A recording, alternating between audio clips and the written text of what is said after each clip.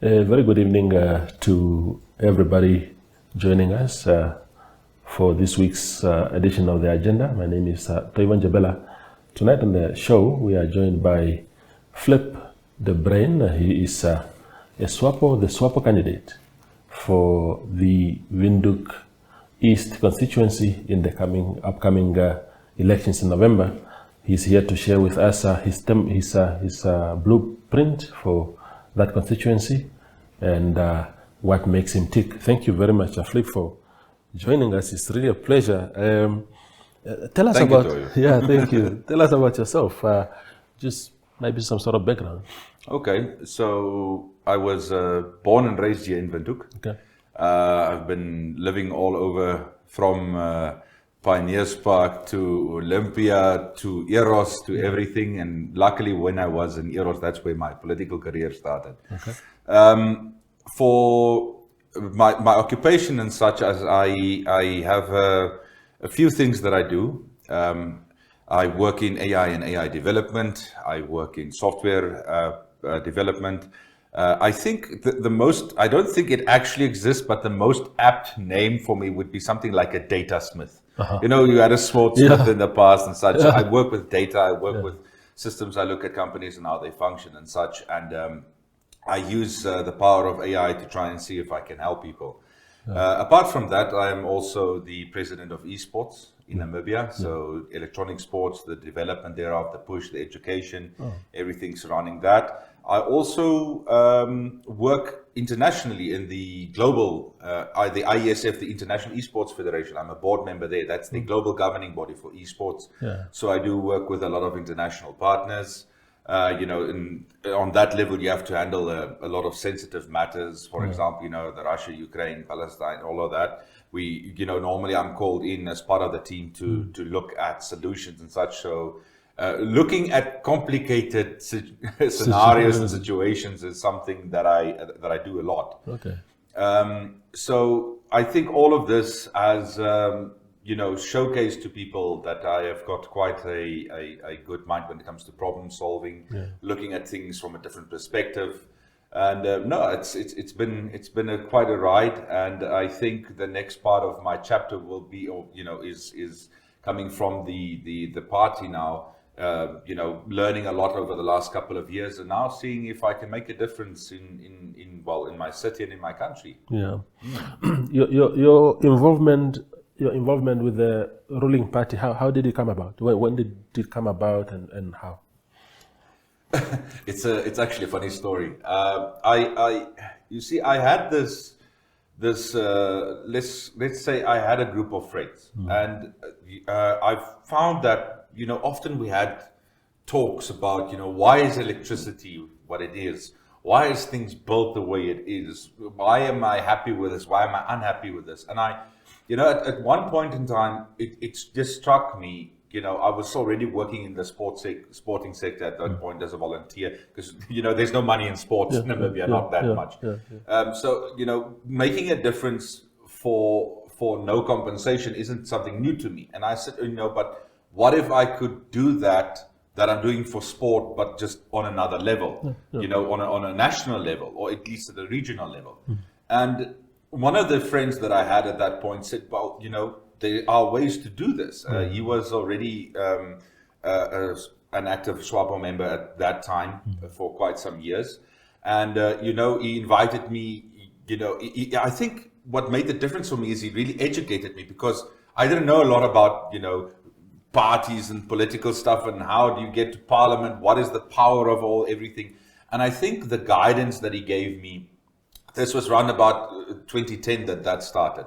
And I realized that instead of sitting at home and complaining, if I actually get involved and, you know, put in the hours and do the work, then I can get to a place where I can make a change.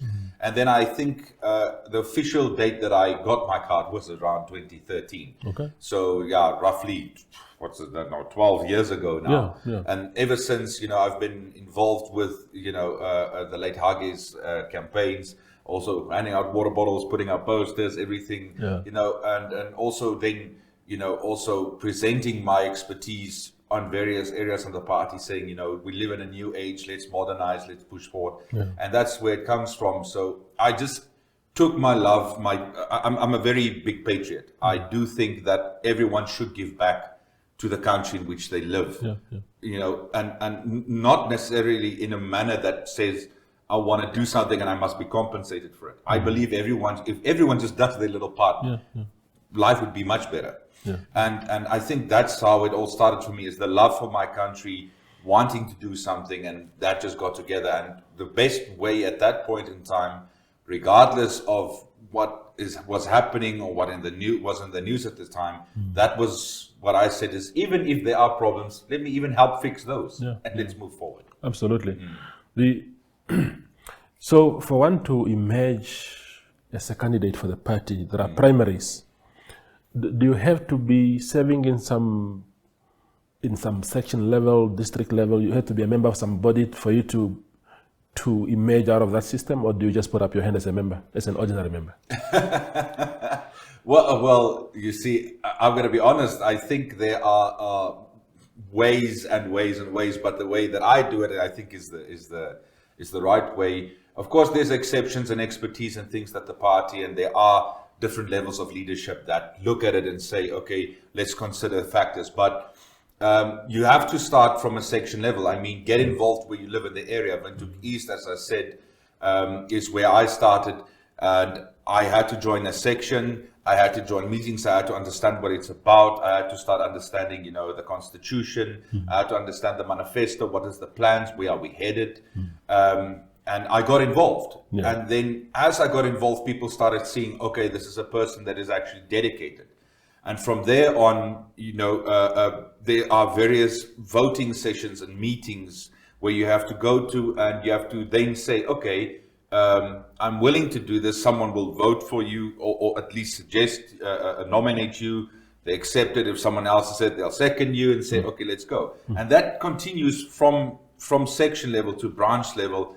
And the thing is, at every level, you have to showcase your ability. Because even if you put up your hand, it doesn't necessarily mean the rest of the people in the group or in the meeting or in that specific gathering knows who you are, or whether they know what your capabilities are. So yes, putting up your hand and saying I'm willing is part of it, but then actually doing the work and showcasing and making people believe through actions, not through words, but through actions, to show I said I'm going to do this and I did it, is where people build it. And I think at the end of the day, me running for councillor now is testament to that on every level, from section to branch to that level, was where I once sat in a group at one point. I didn't know anyone. I had to meet them.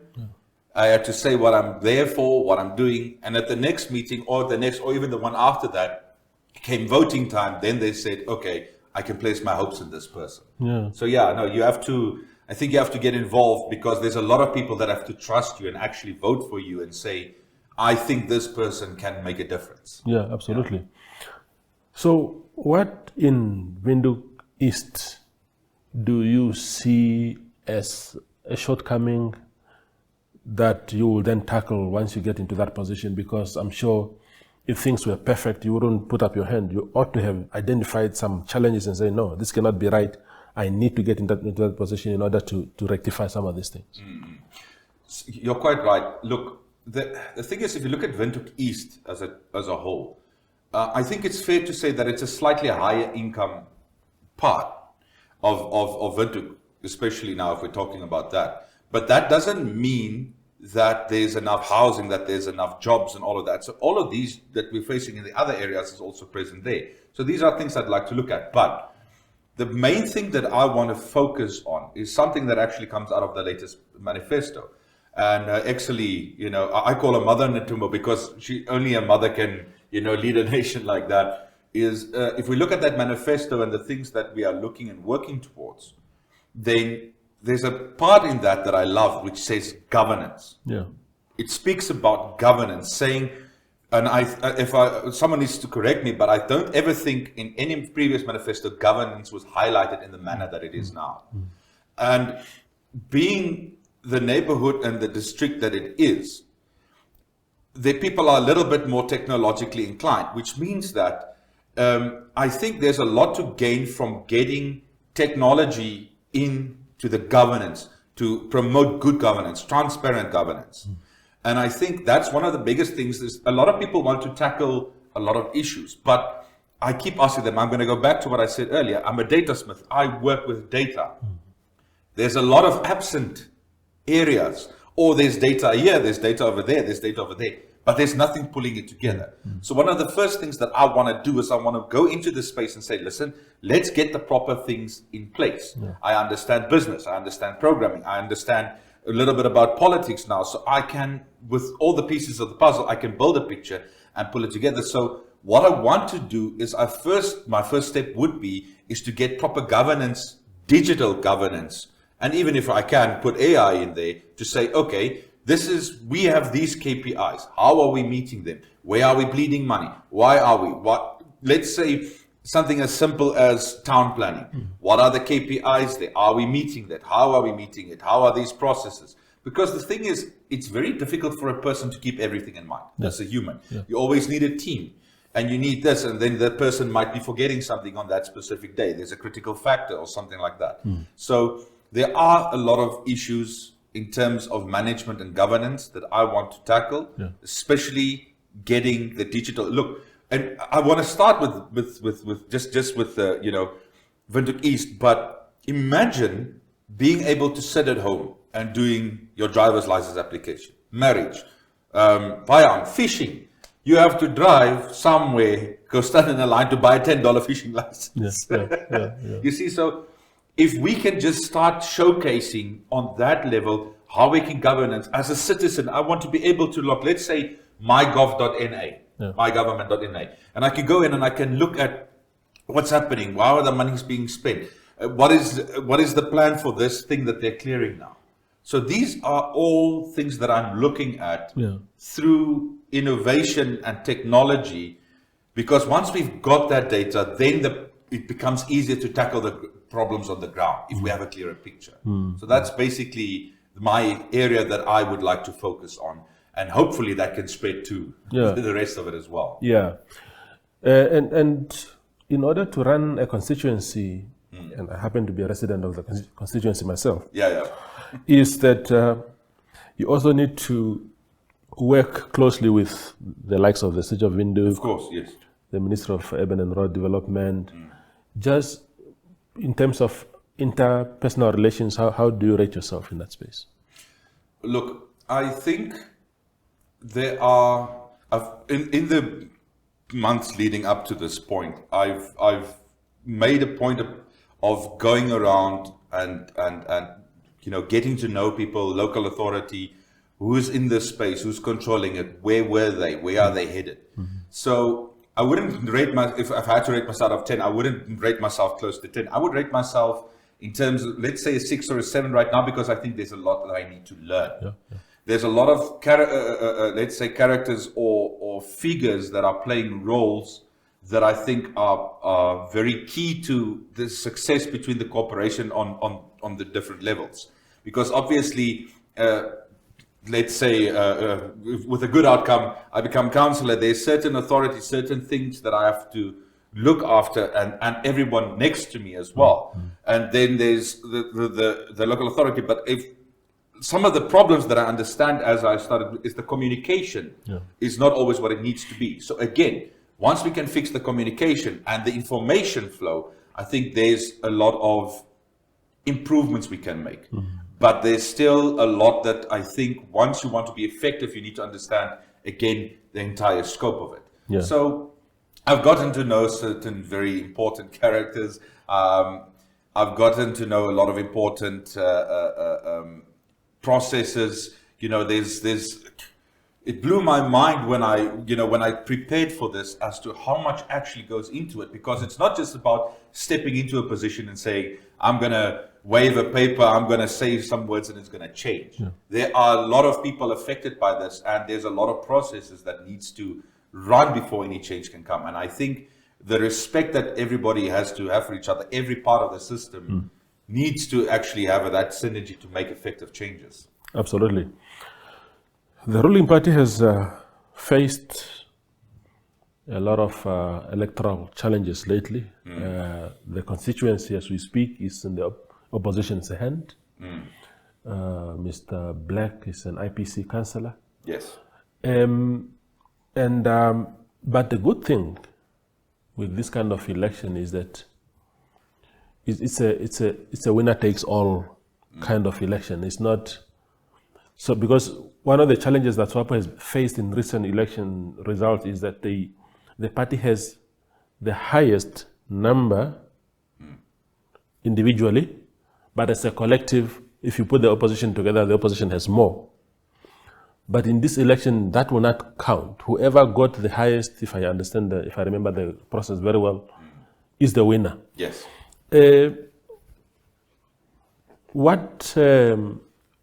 Especially also I think one of the white community, we must talk about that. The white community also. That's why I invited you here, because you are a white man. Yes. And we don't see a lot of white candidates in our elections. So it's a good thing to see that as a society we are now really normalizing, anybody can stand. It's our country, all of us. What do you think is the attitude of the white people towards Swapo, the Swapo government in general? Look, Toivo, I think in order to have these sort of conversations, we have to be honest across the board. The problem that I think a lot of people are facing is, and I don't think this is just strictly the white community, is a lot of groups feel they're going to vote. There's promises, there's hype, we vote, and then afterwards we don't see anything. We don't see change. To them, nothing changes. But at the same time, there's no communication about what's really happening. You understand what I'm saying? So if I go and I vote for Swapo, okay, now Swapo's been voted, they're ruling now. Now I don't see any changes in my specific area. Then the question comes, but what are they doing? Where is the improvement going? Where is the planning going? Where is our new Namibia? Yeah. But at the same time, I think that there were mistakes made, because now, what is the news that they're seeing? The only news they're seeing is oil, fish rod, and they're saying, oh, but we gave you the power and this is what you're doing, because that's the only news. And I think that's a mistake. Even if you do something on a small scale, there has to be communication saying, okay, we did this, we improved this road, we did that, because there's no news coming, there's nothing coming. And I think that's partly, if we look at the last elections, I mean, let's look at the figures. I know I've got more or less an idea. In 2015, 3,000 something voters. Swapo gets 1,700. Okay, they win. 2020, they lose 7,000 votes, 1,600. So they got even less votes. But why? It's because there were parties that stepped in and said, we will fill this gap. We will give you the information that we know you want. We will give you X, Y, and Z. Now, to what extent these promises were fulfilled, that's another discussion. But I think it's the disconnection of communities saying, you want us to vote for you, but at the end of the day, we have no idea what you are doing as a party. Yeah. There's nothing coming back to us. There's no feedback. Even, look, myself personally, even if they don't build a school close to my house, but I see, oh, they opened a new school there, they did this, they did this. So I actually know what they're doing. I'll be happy. Yeah. Because even if my child or me or my wife doesn't directly benefit, I know other people are benefiting. Because it's not all about me. We're all Namibia together. Yes, yes. And I think the feeling of disconnection is what is causing the latest problems. Yes, yes. But exactly, that's now you see, maybe you're starting to understand where I'm coming from. Yeah. If we have that digital thing where we say, okay, people, let's be honest, we can't report on every single thing that we do. Yeah. But if there's a digital system and you can go look it up yourself, then it's on you if you're not informed. Yeah. Right now, it's on us. We're not doing the effort to get the information that we're supposed to the people who needs to know it the most. Yeah. Yeah. But if I do have it available and you don't do your part to go read it, now we're talking about something different. Yeah. Yeah. And even if it is there, because I do know there's a lot of news and coverage out there, but my question is, how much effort has gone into realizing where are people actually going for information. Yeah. What is the biggest medium that people consume on? Yeah. Is it TikTok? Is it Instagram? Is it the phone? Is it a laptop? Is it still newspaper? Is it radio? Yeah. Yeah. You see, as a collective, every media space has sort of their idea, but as a collective, I don't think that data has ever been taken and said, let's look at the bigger picture here. Absolutely. Because, I mean, I haven't bought a newspaper in 10 years. Yeah. Sorry, newspaper companies. But I do look at their websites. I mean, I follow Sun, I follow Namibian, I follow all of these guys on my social media. So that's where I get my information. Yeah. But I don't see updates from Swapo there. Yeah, yeah. I see individuals posting. Yeah, yeah. But nothing where I can go and say, look, there's a central thing here. There are small channels here and there, but nothing consolidated. So I can't blame people for saying, I'm tired of giving someone power and I don't know what they're doing with it. Yeah, yeah. The last question before you go for a small break, Flip, is Windhoek East is arguably the most affluent constituency in commerce, if not now in the entire country. What more can be done in a place where there are schools, your hospitals are here, and everything? Unlike a councillor for Moses Garweb in Katutura whose people don't have water, you can campaign on that and say, well, I'll bring more toilets in your community. I can bring more roads. I mean, in an area like this, what more can be done? If you think about it in terms of what you just said, it's the most affluent, then that also means that most business owners and most people who have accumulated wealth are situated there. That's one way to look at it. Yeah. And what is it that people that already have wealth want? They want security of that wealth. Yeah. Yeah. Because the moment they are happy and they are secure and they understand that both their jobs, their assets, everything else is secure, then people are much more willing to say, okay, let me try and put back this money. Yeah. Yeah. Now they open new shops, they start new businesses, even if not just in that area. Yeah. But that's why I'm saying that is a very rich environment in which to trade informations, to rub shoulders with successful people that have the ability to affect Namibia in a bigger sense. Mm-hmm.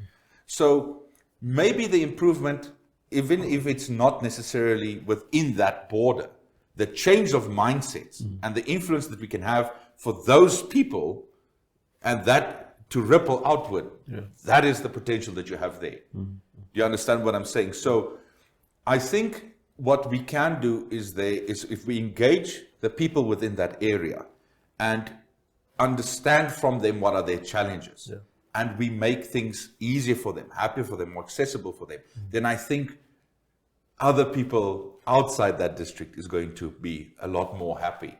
But I'm not saying there's not challenges in there. I mean, even if it's a well-developed area, there are still new people rising to wealth. They still need to buy houses. As I just said, there still needs to be shops. There's still job creation stuff in there. But we also have a unique opportunity there that we do not necessarily have in other areas, as you've just described so beautifully. Yeah. So I hope you understand what I'm saying here is, if people are scared and they're unhappy, they're going to build castles. And if they're happy, there are not going to be walls, and that wealth is going to flow. More jobs, more investment, more money throughout the country. But it starts at home. If people don't feel safe at home, they're not going to go outside the house. Absolutely. So I think that is definitely, there are ways to engage them that I would not necessarily, if I was campaigning in an area like Wanaheda, there's completely, and I mean, I feel for those people. I recently, for example, this is now quite far from here, I went to Ongwediva for the trade fair. And, you know, just before you get to Ondangwa, you're there and it's just palm trees and there's a house and there's a house and there's a house. You see two children sitting there, you see two people sitting there. And I was actually with my team, we were, as I said, we were going for the trade fair. And at one point, my eyes started tearing up and I said, you know, what if you are born there, how much of a chance do you have to get out of that life? I think it's immensely difficult. But neither me nor you, even if we go to every guy and give them $1,000, that's not going to eradicate poverty. That's not going to fix the situation. It's going to fix it for a week or 2 weeks. And then it's back to the same thing. So you need to get money from where there is money to places where there aren't money. But the people who have the money, if they are not convinced of how safe and how developed you have made it back home for them, they're not going to push the money there.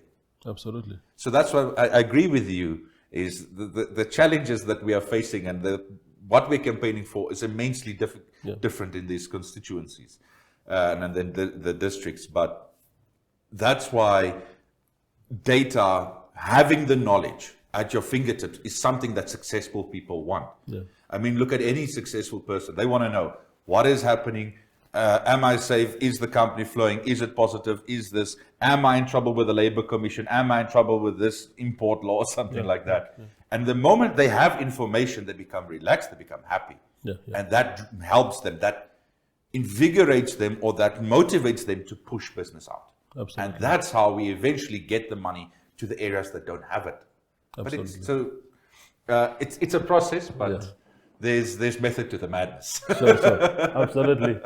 We go for a very short break and return with Flip the Brain.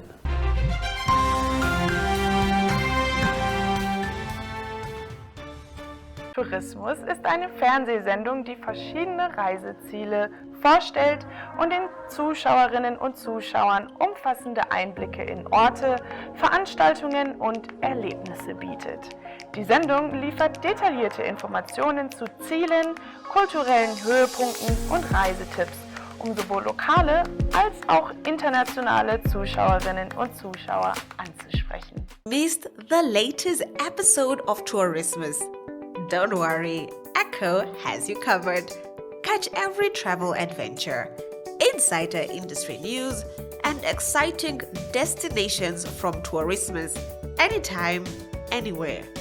Visit www.1up2.com and click on Echo to relive the journeys, rewind the adventures, replay the stories. Tourismus, where adventure meets prime time. Tourismus is a TV show that explores various touristic destinations, providing viewers with in-depth coverage of locations, events, and experiences. The show presents detailed insights into destinations, cultural highlights, and travel tips to engage both local and international audiences.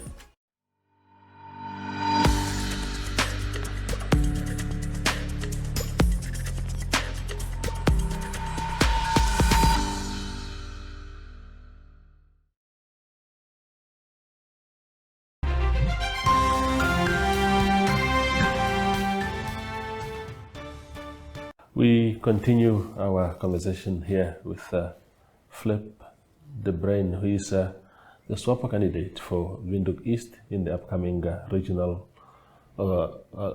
council election. The other thing is, how old are you? I mean, I don't know. Are you a young person? You don't have to tell me the age necessarily, but you look very young. It's actually my birthday tomorrow on the 13th, and I turn 35. 35 only? Lighty. I'm quite young, yes. Okay. But the nice thing is I had very good mentors from a very young age. I'll be honest about that. I think the mentorship that I received in my early development years, and that's why I actually, that's one thing that I'm actually, in my businesses and everything else, is I try to implement good mentorship programs, because I think that's something that Namibia really lacks, is a good, culture of mentorship. And I think from a very young age, like when I spoke earlier about how I got involved with the ruling party, that friend that mentored me, they took me, they showed me, what is it from the ground level? Why do you do what you do? Because as I said earlier, you can either sit and complain or you can do something, and then asking someone how. Then you see the problem is, if I want to empower you, then I've got a couple of ways. I either need to give you a book, I need to give you education, or I need to give you my time. But mentorship is only that last one, is time. And a lot of people are not willing to give time. Because it's the only thing that you can't buy back. You can't buy time back. Doesn't matter how rich you are. So I think partly, owing to where I am today and the person that I am, was, I have to say, very, very good mentors. And I mean, one of the people that I had, the honor of speaking to a lot, for example, in the sporting sector was Honorable Agnes Chongarero, our previous Minister of Sport. Being able to sit with these people at the age that I was and have conversations with them and understand their vision and why they do what they do, I think that accounts for a lot. Where other people, I do have some other friends, they're mechanics and things. They are now 10, 15 years into that trade, and they are amazing at what they do. And I just think, for me, my whole life, my profession has been, here's a problem, solve it. I've been taught for 15 or odd years since I've been working after school of things. I have been mentored on how to look at problems, how do we solve them, what it is. So I'm quite young, but I still have a lot to learn. But the one thing I've learned is that the world is full of wonderful, experienced people. And if you just ask the right questions, you'll be amazed at what you can learn. Absolutely. No, I mean, the reason I'm asking is just also that because there's also this wave of young people taking leadership positions. We have a lot of them in Parliament now. Cabinet has people like Minister Emma Tiafeles, Esperance, Luvindau, young people. So it's good to see that transition. But you keep talking about your businesses. So you are, because a lot of people who are running for office in Africa in general, in Namibia in particular, they are doing so for money. I want to become a councillor because it comes with a salary and a baki and whatnot. You don't seem to be running for that. I didn't even actually know there was a salary. And after, as we spoke earlier, there was a meeting, where a conference where we had 3 candidates that was running for councillor for Windhoek East. And in that one, after I won that specific conference, and I became the candidate, someone came to me afterwards and said, so with your first salary, you're going to, take us all out for coffee, and you're going to explain your plans. And I'm like, I'm going to try. It's like, no, you'll get a good salary. You'll do what you need to do. I'm like, we get a salary? I didn't know about that. And like I said, I never got involved with the party, or let's say into politics and all of this, for money. I do understand that money is a very important part and factor and so on, but not in this particular case for me. My aim was solely to say that I'm going to try and do the best that I can. I'm going to try and put these digital systems in place, and hopefully that the government can see through pilot projects that we can do this. I mean, as I said earlier, because of my global portfolio and the things that I do, I've visited South Korea, I visited Romania, I visited a lot of places, and a lot of these places are already, I was in Russia also. There's no fighting there, the fighting in Ukraine, so I was safe. But I went to all of these countries and I looked at their governance systems, and I saw the efficiency. And Namibia, having the population that we have, I do understand, again, I just spoke about Ongwediva and Dangwa and a lot of other places that don't have these internet facilities yet. But if we can supercharge our capital and the decision makers with the proper information, then we can, that can cascade into other things. We can develop faster. Don't just, I made it the example now of permits, but let's say the president can wake up and she can, with the click of a button, know what's happening. Which ministry needs the most help? Who's the furthest behind on KPIs? Where are budget problems? Why are we bleeding money here? So this is the world that I envision and that I actually want to try and push for. Now, so that is the passion that I have, because I really think, and I understand people are saying, no, AI is going to take jobs and stuff. I think there's a lot of education people need on AI. It's not exactly entirely the case, at least not in Namibia. We don't have that amount and scale of jobs within the technological sector that AI will replace jobs. In fact, I think AI in Namibia can create jobs, because if we manage the budgets better, if we address problems sooner, we are going to save money. If we have more money, then let's take police, for example. I read an article I think at this point it was maybe a year ago or something about, there was a complaint about people getting tickets, then they drive out of the country, especially foreigners. Those are fines and everything else. What a wonder it would be if we could have systems that more effectively catches these people at the borders or other places, so that they can get more money and police can get better salaries. I think that would get us, it would motivate them more. You would have a better police people. I'm not saying they're bad now. I'm just saying if with more money, you can do more training. They can get better equipment and stuff like that. So all of these things is what's driving my passion to be here and to try and make these changes. Now, the salary is nice, but no, it's not there for that. But hopefully, even if that is the case, I'm hoping that whatever change I do bring, especially with transparent and good governance, saves way more money than I cost anything. That's just what I'm really hoping for. And what? No. Are you in for the long haul? I'm asking because in other systems globally, I mean, in the USA, for example, if you are a governor of a state, you have a good shot at the presidency of the country, or a senator or something like that. In this case, let's assume that Flip the Brain does very well as a councillor, and people say, no, comrade, we want to elevate you further. We want you to go to parliament now, cabinet or whatever. What are your ambitions? To be honest, I will serve as long as I can make a difference to people. What I'm saying now, I mean with no disrespect towards anybody, because I don't know everyone in the space, but I do not want to be a seat filler. I do not think I should ever be in a position where people are saying, okay, we've seen what he can do, we trust him, we want him to be here. But once I'm in that position, I can't do anything. If it ever gets to that, I'll step away. But as long as I can make a change and I can really improve people's lives, then I'll go as long as I can.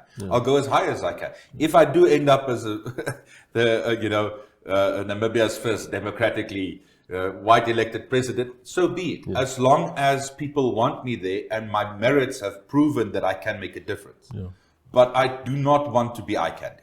I will, if it ever gets to that stage where I feel that nothing that I do in a position will make a difference, then I will find another path. If I then have to refocus back into business completely, then I'll do that. If I have to refocus back into sport, I mean, I'm still the president of esports right now, and we'll still see how that all correlates, but I will always try and find the best place where I can make a difference without just taking away, because that's not something that I really like. And that's something that I wish to instill as an example to those people who I'm working with, and hopefully some of the youth that is going to come one day after me into these positions, to say that I want to be somewhere because I can and want to make a difference. So as long as I can keep doing that, you'll still see me around. Yeah, very good.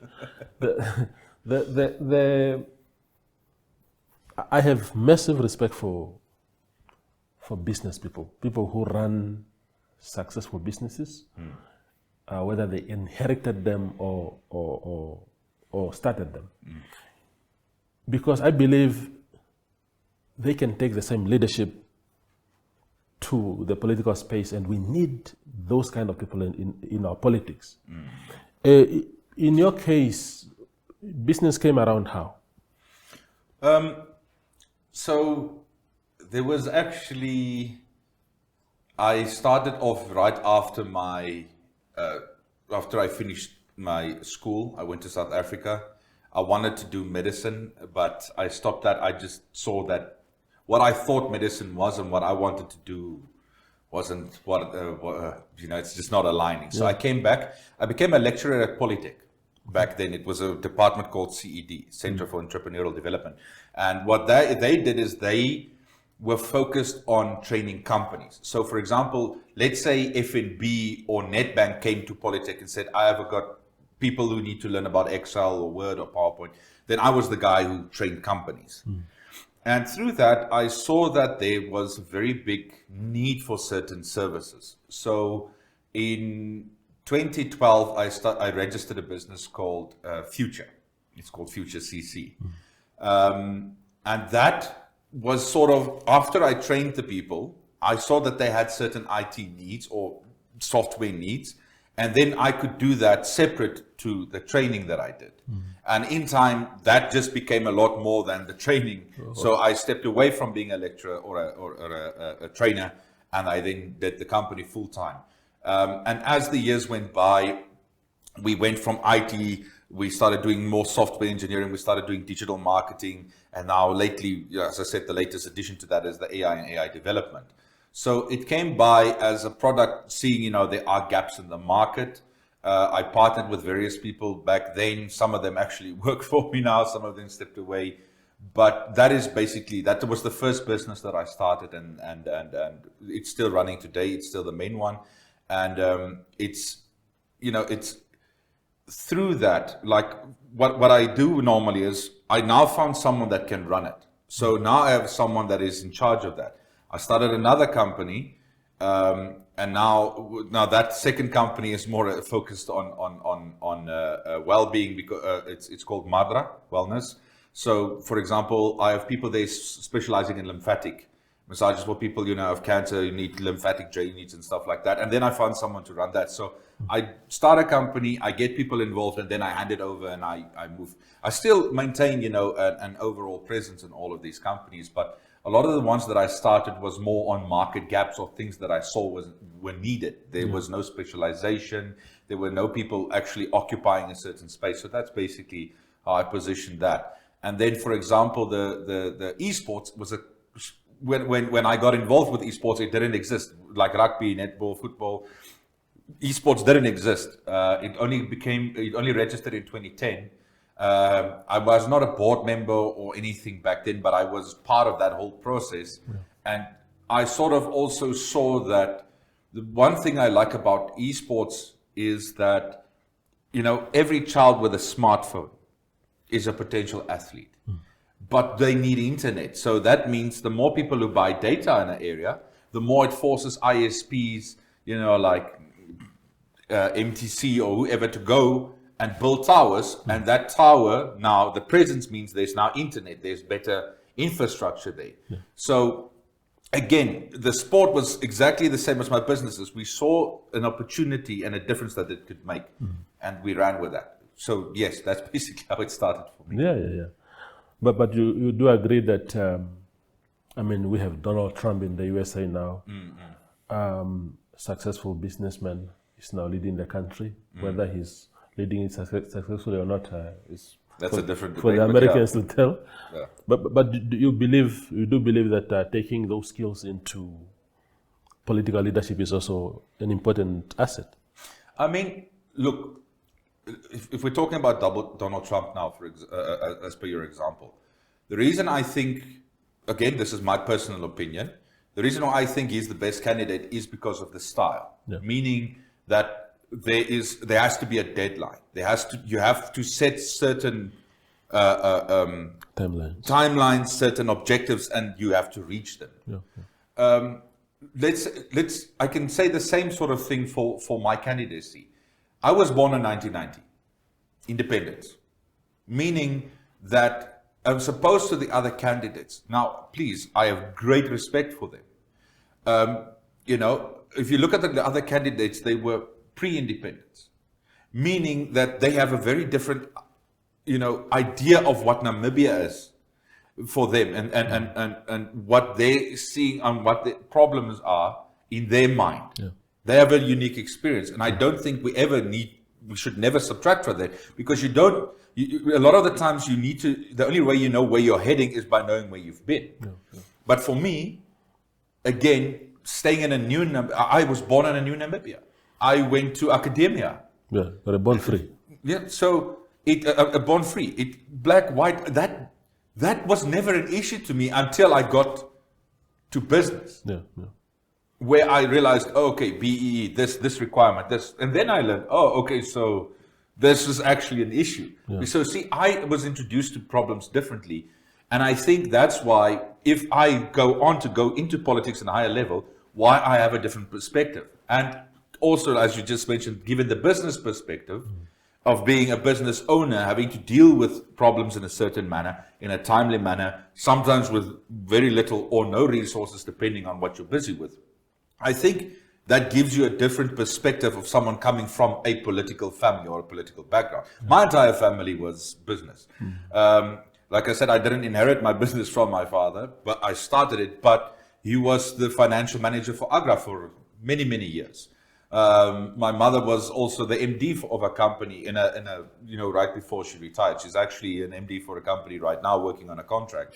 And see, so both my parents, not coming from political but from business, I was raised differently. Yeah. So yes, I do think, as you are stating, that gives me, if I were to look at a problem and you were to look at a problem, or anyone else looks at a problem, if they come from a political background, they're going to see a political solution. Yeah. I'm going to see a business solution. You might see a media solution. Yeah. It's just how we are raised. So yes, I do think I think we do need more business-minded people in the political space. Yeah. We've seen it work. Again, Donald Trump. We've seen it work. We've seen that different styles brings about different change, even if it's not permanent. Yeah. But sometimes you might just need to try something different for a while until things either change, get better, or get worse. And then you can say, okay, but we've tried it. Yeah. You never know if you're going to, other they say you're never going to win if you don't try. So, yeah. You spoke about BEE, and I want to pick your brain on that because you are a born free. Yeah. People talk about, of course, there's a legacy, there's a history to our country. But some people will say, but a guy like yourself, just an innocent child born in 1990, you were not party to anything that happened. But your country somehow has put some hurdles along the way to say, based on your skin color alone, we are not going to look into your past, whether you did things or not. Just on that basis alone, you must stand at the back of the queue and allow those that suffered that legacy to get the bite first, the cherry. And some people are saying, okay, fine, it was necessary, but there ought to be a cut-off date now, so that we now say everybody has an equal opportunity. What is your take on that issue itself? Toivo, as you said, there is a history to this. And I think as long as we continue, even for the next 200-300 years as a country, there has to be acknowledgement of that.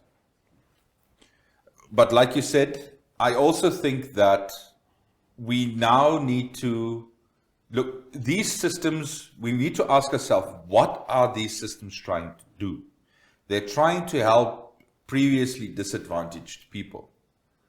So I do think at some point we're going to have to look at that definition and say, okay, now 30, 40, 50 years later, at whatever cut-off date that we have to decide, because at some point, even if we say we don't stop it, we'll need to revise it. To say, okay, we do need to look at some sort of wealth, let's say redistribution plan, and BE is part of that. What are we saying is the definition of a previously disadvantaged person? Let's go to the year 2090. Okay, so now we're even, let's say, it's going to be 2025 now, so 2030, so 60 years from now, 65 years from now. At what point does it go from previously disadvantaged people are people with skin color or to people with no education? What is that definition? And what is it really that we're trying to do here? Because if I'm still sitting with a lot of people and saying, explain to me exactly how these systems are supposed to help redistribute health. And then they give me reasons, and I said, guys, the smart people are going to find loopholes. Yeah. Always. Yeah. They are going to help it. Unless you, that is giving out this tender, this whatever, is going to sit there, watch, let's say I'm going to watch whoever do the work, and I'm going to see that it's paid, I'm going to see it's in their bank account. It's not going to work that way. It's not going to work that way. The rich and powerful guys will find ways around it. So I think that the system as a whole needs to be rethought. Yeah. Because yes, right now we are looking at a racial factor, but I think, as you said, I think the relevance has worn out. We need to still have these things. We still need to find a way to redistribute the health. I just don't think this particular method is effective anymore, because the rich are getting richer, the poor are getting poorer, and that hasn't changed. Yeah. They put in these systems, there's no change. Yes, Namibia, maybe how many new millionaires did we get? 60, 100, 200? But from where? Yeah. They didn't come from Ongwediva, maybe Kapala. They didn't come from Rundu. They didn't come from Otapi, Marinta. Huh? They came from here. Yeah. Which means even if those systems are there to give these people a chance, the rich people are still making money. Yeah. Then how is that system working then? That's the argument that I have. So I do believe we need systems like this, but I think they need to be rethought. But yes, depending on how you look at it, then, I mean, there's a lot of arguments. I mean, look, let's talk about a third group now. Yeah. Chinese, they're moving in. Okay. They're still getting the biggest projects. They're still getting a lot more of the opportunities now. How is this how are these things now protecting our people from losing money? It's not. Yeah. So it's targeting the wrong people now. Yeah. Are we going to rework it later to go from Caucasian to Asian to mix? Yeah. Where are we heading with this? So I just think the idea as a whole, I understand it, but I think it's obsolete. We need a different way to ensure equal opportunity, because that's what we're actually talking about, is equal opportunity, to say that all of you have a chance to build me a table like this. Yeah. Yeah. I'm going to look at your merits, I'm going to look at something else instead of skin factor, etc., etc. Yeah. So, it's like you're saying, the opinion is that there needs to be expiry date. I don't think it needs to be expired, it needs to be reworked completely. Yeah, because I mean, look, you are a guy from 1990. Yeah. And you have children now. Assuming you have children. One. She's 1 year old. Yeah. You have a child. Yeah.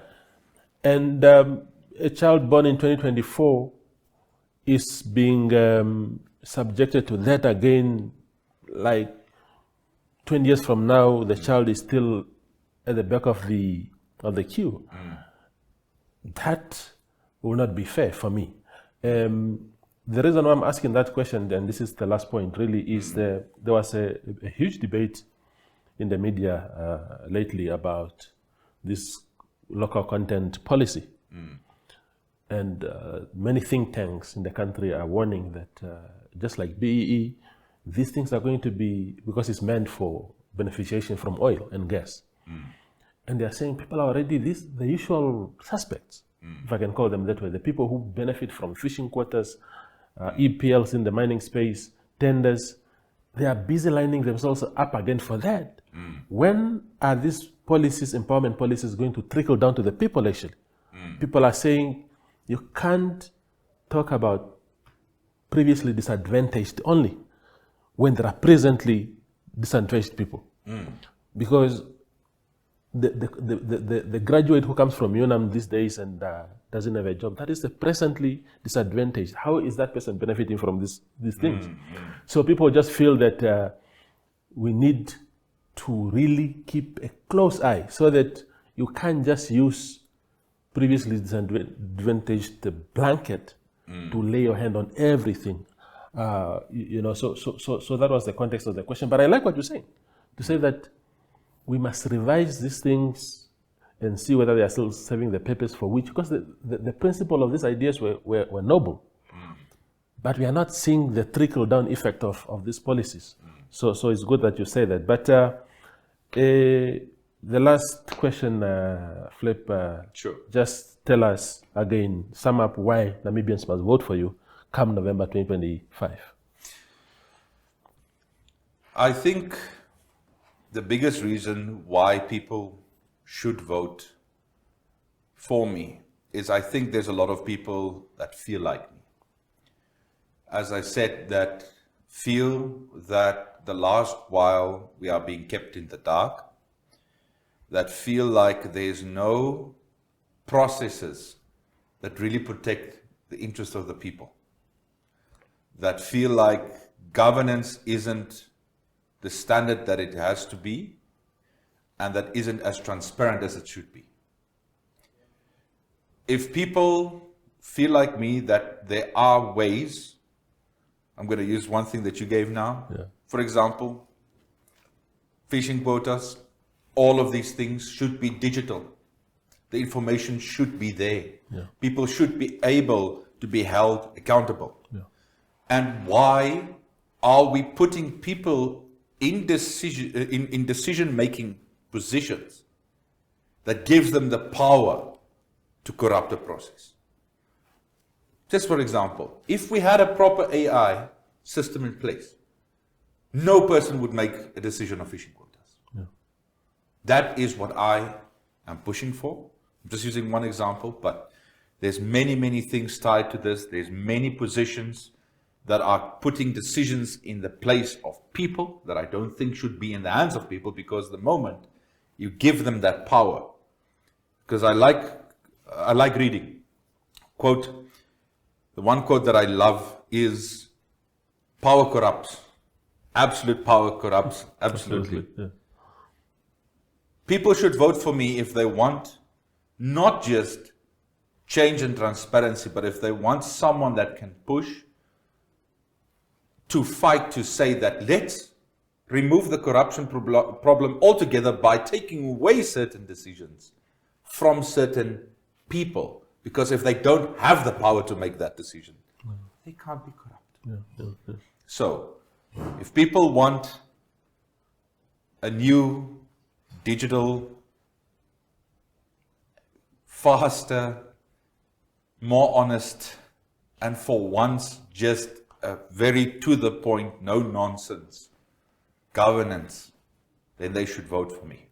Because Flip the Bruyn is the man. that's their man. I will be their man. I will champion this. I will start in my district, and eventually I will push to get this as high and as far as I can, because once we have information, real, honest information, where is our money? Where is it going? What has been done? Then we can start tackling problems like poverty, redistribution of wealth. Where is it? Why is it where it is? So, hopefully, people will understand what it is exactly that I'm fighting for. Yeah. And I wish that people can also, like me, see that it is not a faint dream anymore. Yeah. It is within our reach. We only need to fight for it. Absolutely. And that is what I will fight for. Absolutely. Brother, all the Thank you best. very much, Toyo. I appreciate it. That's Flip the Bruyn. He is laying out his ideas for Windhoek East constituency. We will call others vying for the same constituency as time goes to hear what their ideas are for. The platform is to help Namibians, empower them with information so that when they go to that ballot box on the day, you know who to vote for. Thank you for watching.